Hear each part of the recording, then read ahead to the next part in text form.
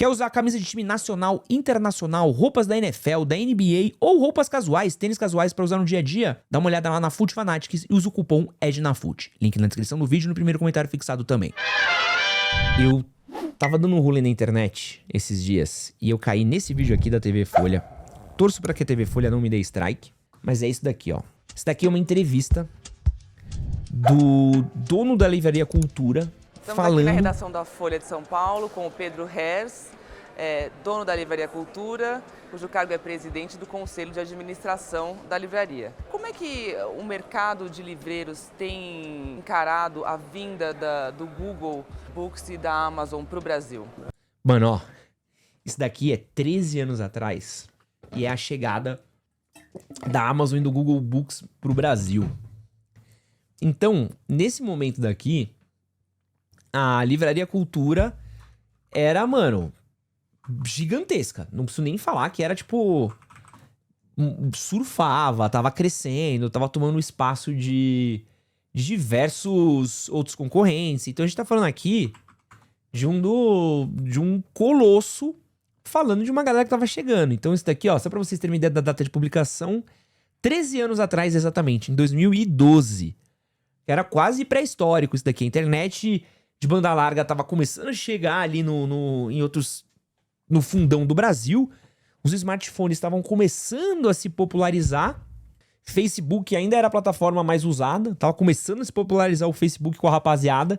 Então assim, ó, essa é uma década atrás, é outro momento. Olha as palavras que vão sair da boca desse sujeito aqui, porque é 3 minutos de história. Ainda está bastante cru esse modelo. Ainda ninguém chegou a uma definição de como será.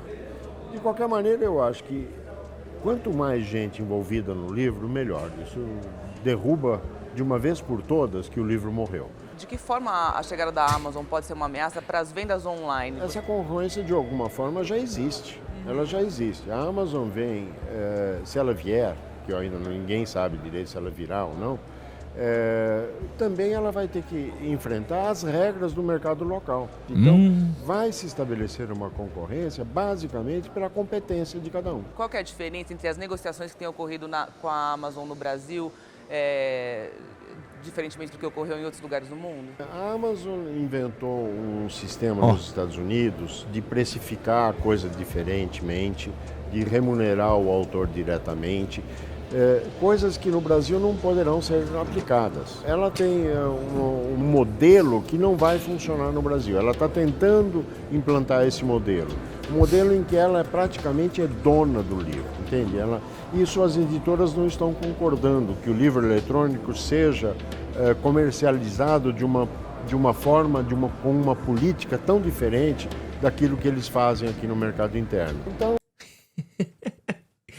Mano... Basicamente, o que ele tá falando aqui é de Kindle, tá? Então, o Kindle, ele foi criado em 2007, se eu não me engano. Então, já era a primeira geração do Kindle e essa aqui é a parada do livro eletrônico. E, basicamente, ele tá falando que o Kindle não ia pegar no Brasil. Porque ninguém ia querer baixar o livro, que as livrarias não iam querer entrar no modelo e tudo mais. Mas eu acho que aqui é uma época que a galera não tinha tablet ainda, é uma galera que ainda... É uma época que a leitura de PDF era muito ruim no monitor. Então, era uma falta de um vislumbre do que era o futuro, né? O que a Amazon fez, ela leu um passo à frente e a rapaziada tava lendo um passo atrás. Então aqui, pô, essas pinhas aqui, só essas pinhas daqui de Kindle já foi, mano, maluquice do quanto que... Uma previsão que já deu errado. Tem muita coisa para ser definida ainda. Você não acreditava muito na expansão dos e-books no Brasil. Você ainda tem essa visão? Vai haver uma expansão. Eu não acredito muito na velocidade que eles estão dizendo. Os aparelhos são caros ainda no Brasil, são extremamente caros. Qual que é a proporção hoje em dia da venda de e-books na Livraria da Cultura? É mínima. É muito 1%? pequeno. Não dá isso. É muito pequeno. A Livraria Cultura, ela continuará a vender conteúdo. A mídia, o leitor escolhe. Quando que você começou a comercializar e-books? Tem 1 ano e meio, 2. Você sente que as editoras já estão mais maduras nesse mercado ou ainda? Estão se preparando. Sim, elas estão olhando, não estão achando que vão viver disso. Não, longe disso. mas não deixam de ter os livros eletrônicos, sim. Nos Estados Unidos, a gente está vendo esse momento assim, que várias livrarias estão fechando, as redes, primeiro fecharam as independentes, agora as redes estão fechando lojas. Aqui no Brasil a gente vê o contrário, tanto vocês quanto a Saraiva, a Livraria da Vila, têm aberto muitas lojas. Aqui, ó, isso é muito louco, porque por incrível que pareça, eles ainda seguraram bem. Isso aqui é 2012, eu acho que a Saraiva foi fechar em meados de 2019, então deu uns 7 anos ainda, seguraram bem na Saraiva, e a Livraria Cultura foi fechar no meados do ano passado. Então a gente tá falando aqui de sobreviveu mais uns 10 anos, assim, a Livraria Cultura. Então isso daqui foi uma parada que foi muito massa, assim, de ver o quanto que eles seguraram bem a porrada. Isso aqui não dá pra tirar o mérito deles não, mano, eles seguraram a treta muito forte da treta com a Amazon, porém o modelo, mano, não conseguiram segurar. O que está acontecendo? Que diferença é essa entre os mercados? A diferença é que eu continuo visualizando que tem espaço. O Brasil é muito grande, está cheio de espaço, sabe? O Brasil é um país que a maioria dos municípios brasileiros não tem uma biblioteca. Isso faz pensar um pouco se uma reclamação muito frequente no Brasil de que o preço do livro é muito alto no Brasil em comparação com outros países. Você acha que o livro é caro no Brasil? Eu acho que o Brasil é caro, não é o livro que é caro. Eu acho que o Brasil é caro. Ele matou, ele cravou. A camisa é cara, a comida é cara, o sapato é caro. É sim, o Brasil é caro. Aqui foi uma cravadaça. Meu mano cravou, porra, matou. E aí, é muito foda isso aqui, porque você vê o quanto que a galera às vezes não tinha um vislumbre do que iria acontecer, né? E eu acho que é uma parada que dá pra ver um pouco de como isso aconteceu. A mesma coisa com a Blockbuster. E é uma parada que eu tava conversando com minha noiva hoje, do quanto que você vê que esses caras, eles já tinham a ideia, eles já sabiam que o modelo de distribuição da Amazon era um modelo muito forte, que tava quebrando coisa lá fora. Eles já sabiam que o modelo de e-book era um modelo muito forte que tava vindo. Eles já sabiam tudo o que ia acontecer e mesmo assim eles quebraram. A mesma coisa aconteceu com Blockbuster. Blockbuster sabia que a Netflix estava crescendo, sabia que o modelo de distribuição de Netflix, tanto de mandar DVD por correio como depois via streaming, era um modelo que estava se estabelecendo. Existe alguns reports que você consegue achar até hoje de acionistas da Blockbuster, onde eles falam desses modelos, onde a diretoria fala sobre isso e como eles não conseguiam pivotar isso. E existe uma parada que é muito foda de empresa grande, que quanto maior a empresa, mais difícil é ela se movimentar. Isso é muito louco de você olhar e ver. Porque assim, essas empresas elas têm um lucro muito alto. Então, deixa eu fazer um desenho aqui. Não sei se eu tô sem minha luzinha aqui, mas dá pra fazer aqui. Então, pensa que as empresas, elas têm um lucro aqui, ó, assim. Muito alto.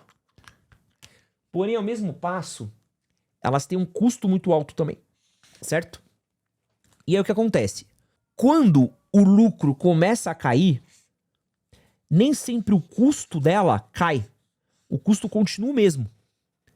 E aí o que acontece? Essa meiota daqui, que era a margem de lucro da empresa, quando você vai ver aqui embaixo, que o custo tá aqui e o lucro diminuiu, isso aqui vira preju. Porque normalmente, para essa empresa conseguir fazer com que esse lucro volte a subir, ela ainda precisa dessa linha daqui, que é o custo de operação dela. Então ela não consegue voltar a ter o lucro que ela tem antes, sem mexer no custo de operação dela. E é justamente o que aconteceu, por exemplo, com a Abril, que a gente falou aqui outro dia, é o que aconteceu com a Blockbuster, é o que aconteceu com a Cultura, é o que aconteceu com diversas empresas, né? Por quê? Quando o modelo de negócios dela vai sendo abalado, que foi exatamente a Livraria Cultura, pensa, a Livraria Cultura tinha livraria física, ela precisava ter não só a livraria, precisava ter um estoque, ela precisava ter trabalhador, precisava ter gente trocando escala, tinha muita dívida trabalhista, que a Cultura sempre foi muito ruim com os funcionários dela, então tomava muito processo merecido, inclusive. Então ela estava sempre com um custo muito alto, muito alto. Enquanto a Amazon, ela tinha ali o custo do estoque dela, distribuição já era. Distribuía. E não precisava se preocupar. Então ela podia alugar um galpão barato em Barueri, ela podia alugar um balcão barato fora de São Paulo. Ela não precisava estar em lugares nobres, pagando conta de shopping, aluguel de shopping que é muito caro, condomínio de shopping, conta de água, de luz, blá, blá, blá, de funcionário. Tananana. Então, Quando chega um modelo que nem a Netflix, a Netflix, nem a Amazon, que começa a disruptar a cultura não consegue segurar. E a Amazon, ela vem também com muito dinheiro de lá fora, que esse que é o grande problema. Porque eles colocam o dinheiro da gringa aqui e às vezes eles não conseguem segurar o rojão, a concorrência, porque os caras têm muito dinheiro e muito dinheiro infinito. Os caras têm muito dinheiro infinito, porque tá vindo lá de fora, porque os caras fazem assim, ó, entra no mercado, quebra os concorrentes e aí você começa a operar com lucro depois que os concorrentes quebraram. É exatamente assim que iFood trabalha, exatamente assim que Uber trabalha, exatamente assim que várias outras startups trabalham, que é você ter tanta grana que seus concorrentes não conseguem se segurar. Então a Amazon, ela tinha esse privilégio de ter grana infinita vindo do Jeff Bezos lá de fora, tinha o privilégio de não ter um gasto tão fixo quanto a Cultura, que tinha tantas lojas. A Cultura demorou muito pra fechar a livraria, porque o rolê da Cultura era a livraria. E a Cultura rodava muito caro, a Cultura rodava livro, a Cultura até, determinado momento a Cultura ainda vendia CD, a Cultura demorou pra fazer isso. Outras empresas foram quebrando um caminho. Fnac quebrou antes. Bom, Fnac quebrou, é uma tristeza quando a Fnac quebrou no Brasil. E a Cultura, ela meio que demorou pra se movimentar, né? E as coisas foram mudando. E aí, infelizmente, a Cultura virou história. E acho que isso daqui é um pouco de uma aula, exatamente isso, né? A própria Blockbuster, o que acontece? Você tinha um modelo da Blockbuster que funcionava muito, que vendia muito. Mas eu lembro de ler essas matérias, essas análises dos relatórios de acionistas da própria Blockbuster, de como elas tinham um custo muito caro de operação. Mas ela conseguia se manter. Só que ela não conseguia se expandir. E essa rapaziada que tem acionista quer que o cara expanda sempre, cresça mais, vá, sabe, aumentar, tudo mais. E às vezes o cara não consegue mais expandir, porque ele chegou no teto.